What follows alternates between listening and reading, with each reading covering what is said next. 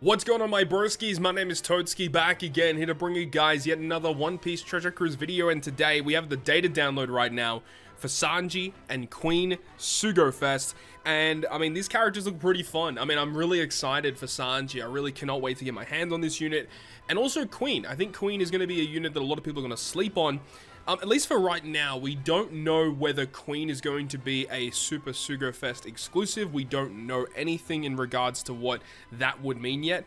I feel like it's pretty safe to assume that Sanji, with the brand new potential ability of Rush Sugo Special, is going to be a unit that is a Super Sugarfest exclusive, but we just don't know yet until the official announcement. The official banner should be in-game tomorrow, so we'll definitely keep an eye out for that. But the data download is here, as we said, and we now have a little bit of information as to the Sugarfest structure, and surprise, surprise, it's the exact same structure as we expected with the Luffy part of the Sugarfest. So with this Sugarfest, you've got Sanji Part 1, which is going to debut on May 19th at 1900 PST. You have Part 2 debuting on May 20th, and you have Part 3 debuting on May 21st. One big thing about this is the fact that Legend Nami is on the Queen part of the Sugarfest, which I'm not that happy about, because Nami is the character that everyone wants to get to Super Tandem level 5. And the fact that she's on this part is going to make that a little bit difficult to get some more copies of. So we'll have to wait and see how things progress. You do see that Kara and Wanda are featured on part 2 of this Sugarfest. So this is kind of like the pseudo treasure map Sugarfest of the month, which is interesting. And we have more to talk about in regards to the treasure map unit a little bit later on. But the Sugarfest structure, as we said, is pretty much the same as the Luffy and Yamato part of the Sugarfest. You got part 1 here, which you have a lot of guaranteed legends, rate boosted on the 6th. The 9th, you have a 50% chance for every poster to be a legend. The 10th, another rate boosted Sugo rare character. It's pretty much the same step-ups. The 19th multi, once again, 50% chance for each poster to be a legend. And then the 30th multi does not guarantee you Legend Sanji or Queen. Actually, this can confirm whether Queen is going to be a Super Sugarfest. Yeah, it just says Sugarfest exclusive Queen, which I believe is the exact same wording what they did with Odin. So yeah, Queen is not a Super Sugarfest exclusive, which I don't really think is that surprising, all things considered. But there's also the data download with the new rare recruits as well, so we'll talk about that too. So with this Sugarfest, we have the introduction of Sanji and the Rush Tap Sugo special mechanic, and you know, a lot of people in the community are a bit perplexed as to how exactly this is going to work. At this point in time, we don't have full grasp of how this is going to work in terms of damage. Can this actually stack with Super Tandem? We need to see it in action to actually get full confirmation of that. But one thing that we can have a look at is the Rush Sugo special at level 1 versus level 5, and we can kind of determine how good Sanji is going to be at level 1. So the condition, which I think is a good thing, actually doesn't change with every single level. It is annoying every time you have to change it up, but the condition for every single step is actually the exact same. So that is a positive. That's a good way to start it off. And the effect that you get obviously is going to scale. So you see at level 1, it costs 20,000 HP per tap, whereas you go to level 5 and it's 12,500 with every tap. At level 1, you can only rush tap a maximum of 6 separate times. At level 5, we know that is 10.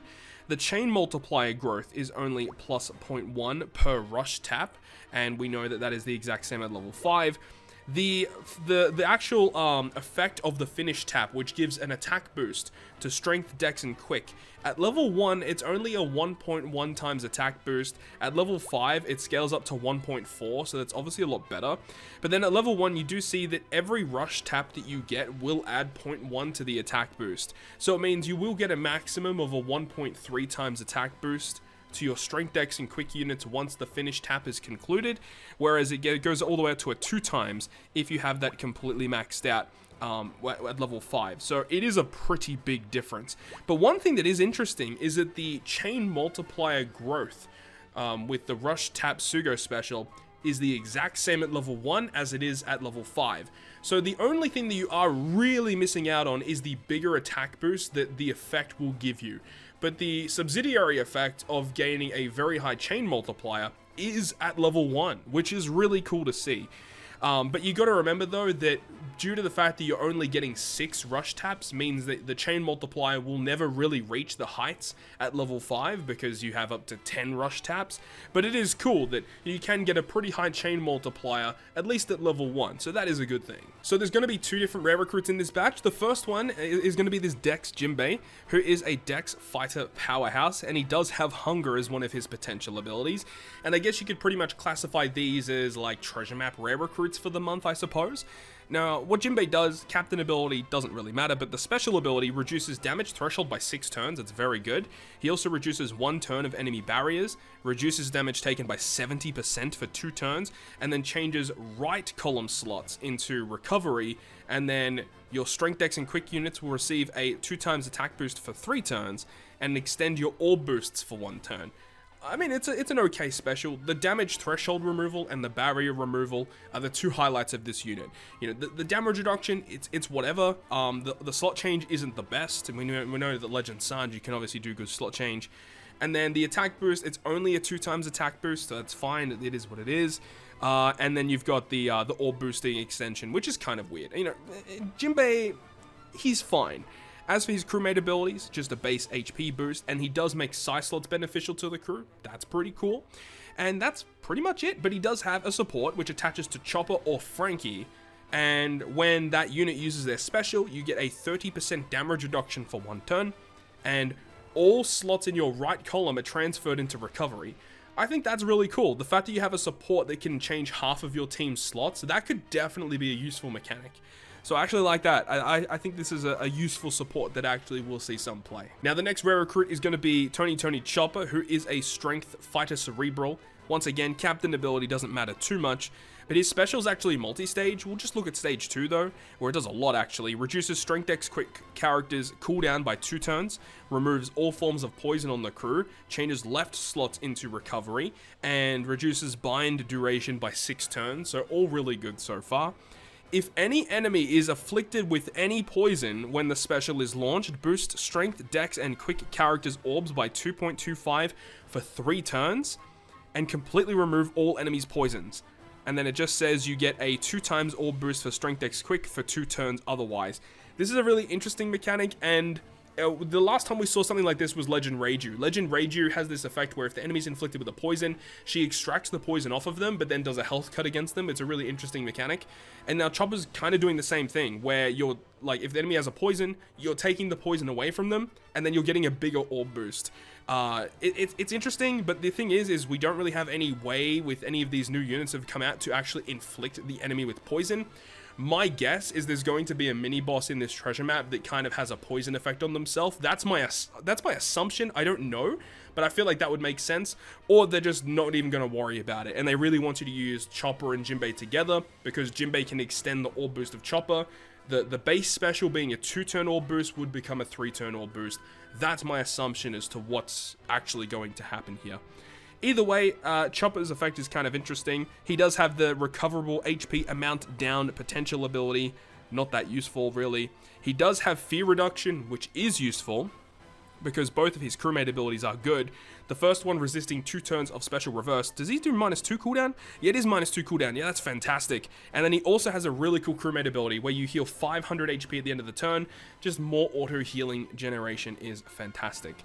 And then of course with his support effect attaching to only Nami or Jinbei, and if they use the special, heal 3000 at the end of the turn for 2 turns, and everyone's slots on the left side of your team gets recovery.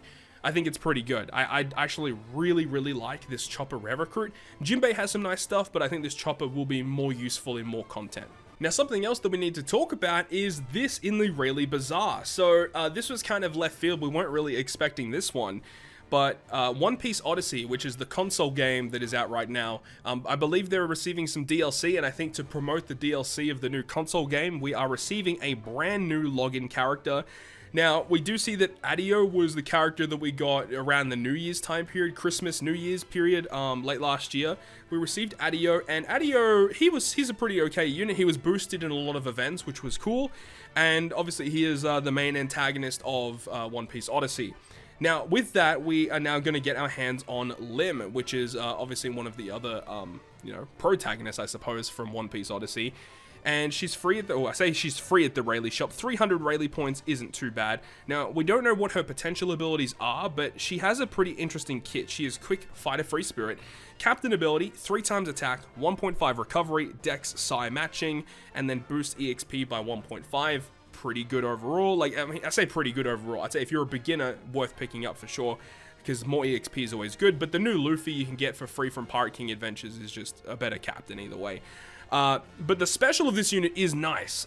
Reduces special charge time by 1, reduces despair by 5, locks slots for 1 turn, changes adjacent slots into matching.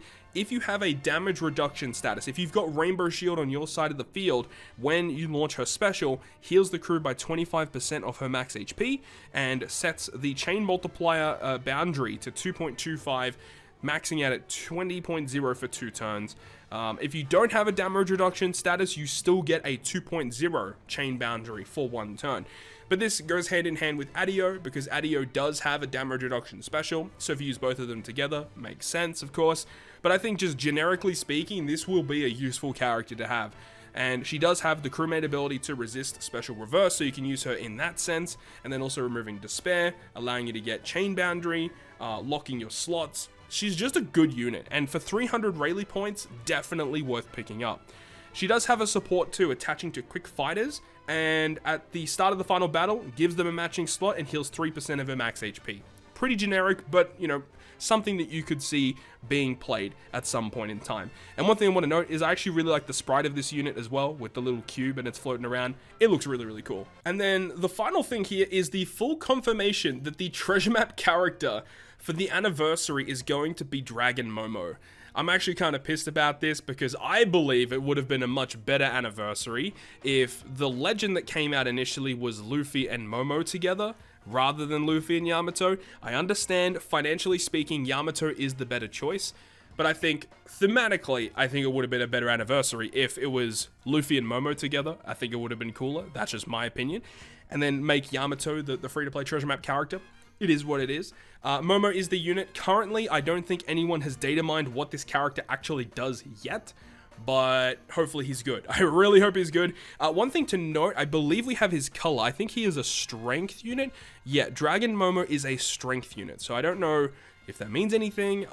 He's probably going to be free spirit, let's be real. But hopefully he's a good unit. And of course, when the official treasure map information is given to us, we'll be able to do breakdowns, and we'll break down what that Dragon Momo does there. But anyways, that is going to wrap it up for me for this video. Just wanted to give you guys the rest of the information that we have for the data download for the Sanji and Queen part of the anniversary. And I feel like it's all but confirmed at this point.